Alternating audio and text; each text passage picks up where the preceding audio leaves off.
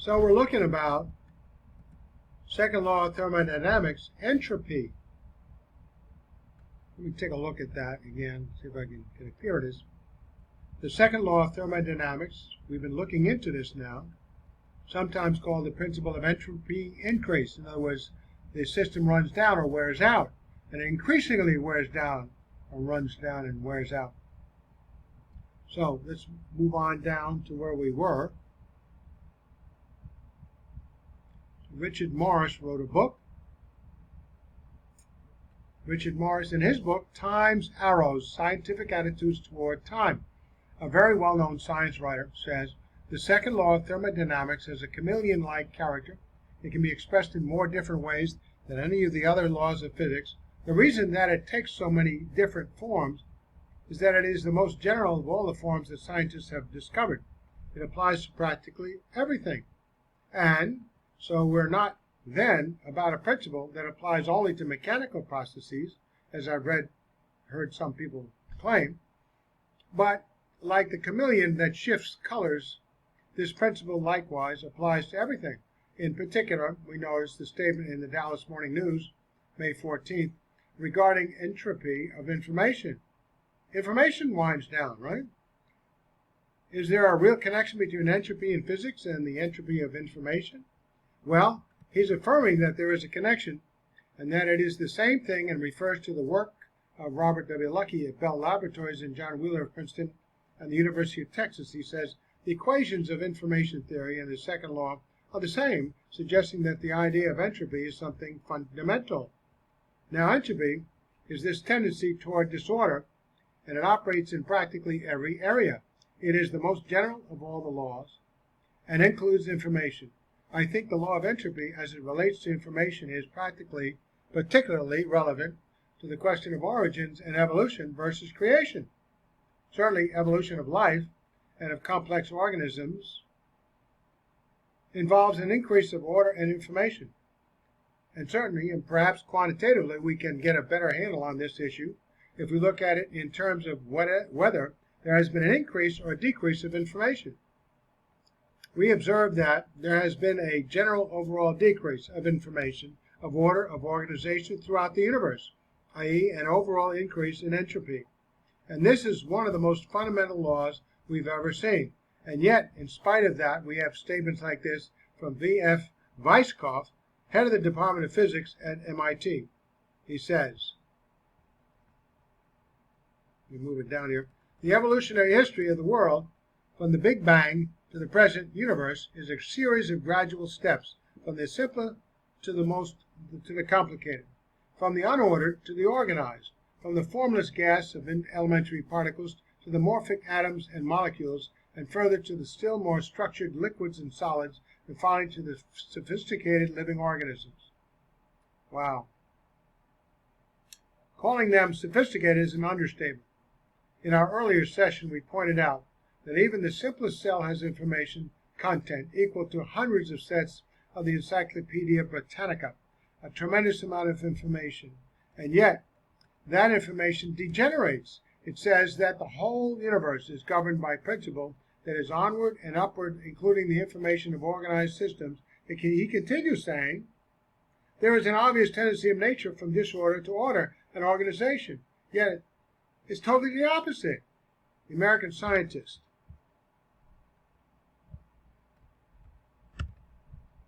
way back in 1977, and this is still true today. Well, how do you know that? The most fundamental or generalization the scientists have been able to make says just the opposite.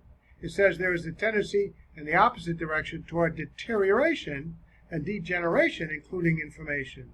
This has been observed and tested and repeated and measured for over a century, and even more since then, up till 2022. The second law does apply to open systems to the real world. It's not just scientific from the laboratory. So Dr. Don Patton, some people trying to avert or avoid the obvious implication of the evidence will say, but this second law only applies in closed systems. But we live in an open system, open to the extra energy of the sun. And when you have extra energy, you can get an increase in order. Obviously, we see the child that with an increase in energy in the form of food does grow taller. Okay. And the acorn grows into the oak. Okay. But I would affirm that it takes much more than energy to do that. You have to work around existing systems that are more complex that deplete themselves to make the oak tree grow into an oak. Hello? But the statement that it only applies to a closed system is a false statement. Notice the statement by John Ross of Harvard University, Chemical and Engineering News, 1980. Oh, we're getting a little more modern. He said, ordinarily, the second law is stated for isolated or closed systems, but the second law applies equally well to open systems. So, it's stated for closed systems so that we can define it with equations that we can balance. But, notice also Arnold Sommerfeld, in his college textbook, Thermodynamics and Statistical Mechanics, he says that the quantity of entropy generated locally cannot be negative irrespective of whether the system is isolated or not. Yes, it's defined that way.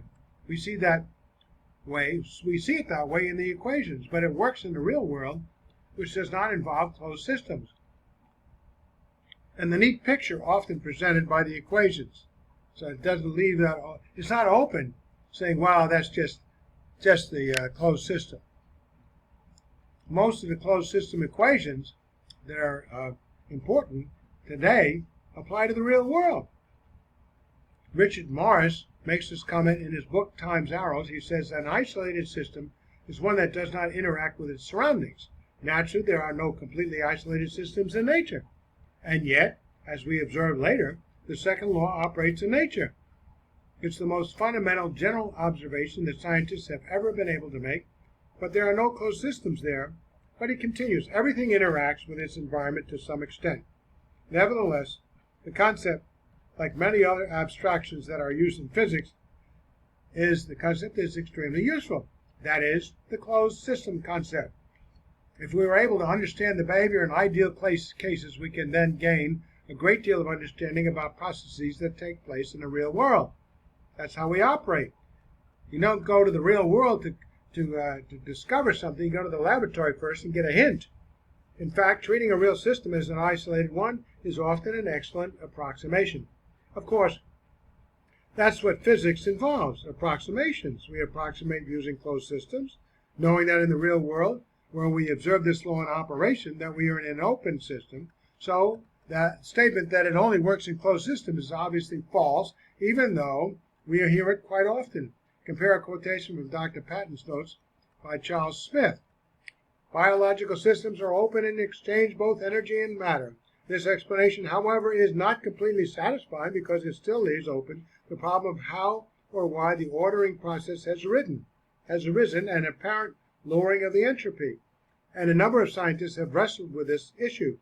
Bertalanffy called the relation between irreversible thermodynamics and information theory one of the most fundamental unsolved problems in biology. Isaac Asimov says in his book, Life Without Energy, forgetting the ideal, we can just take it for granted that in the real world about us, entropy always increases.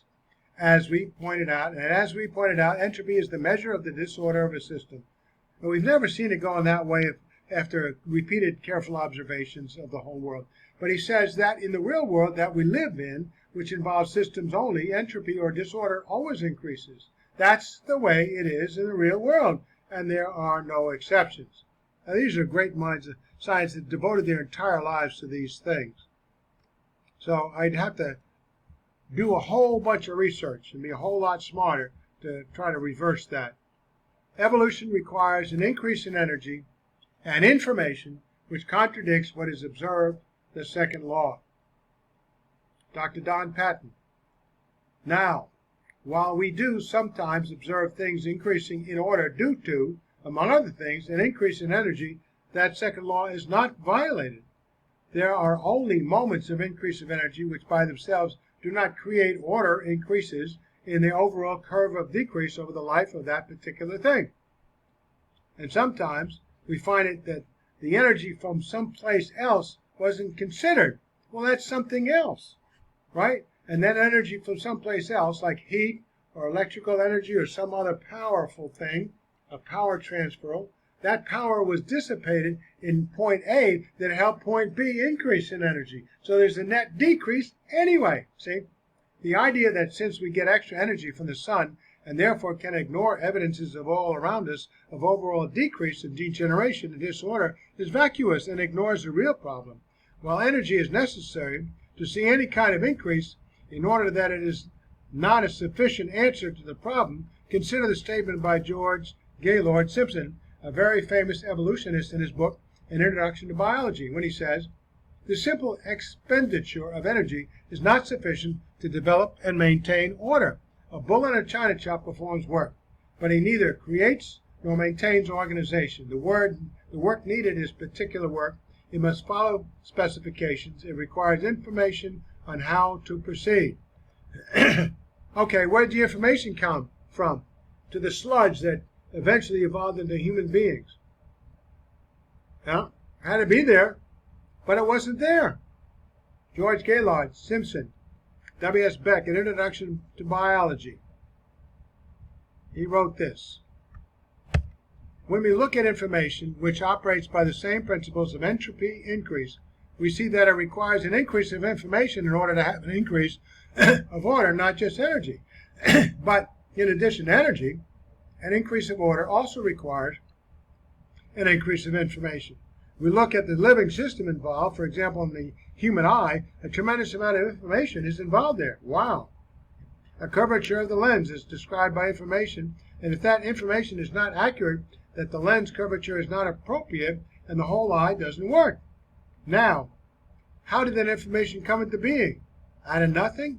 Well, compare quotations from Dr. Don Patton's notes by Egan. Here at the molecular level are the roots of the old puzzle about the chicken or the egg. Which came first, function or information? As we shall show, neither one could precede the other. Right? Neither one can precede the other. They had to evolve together. Oh, okay.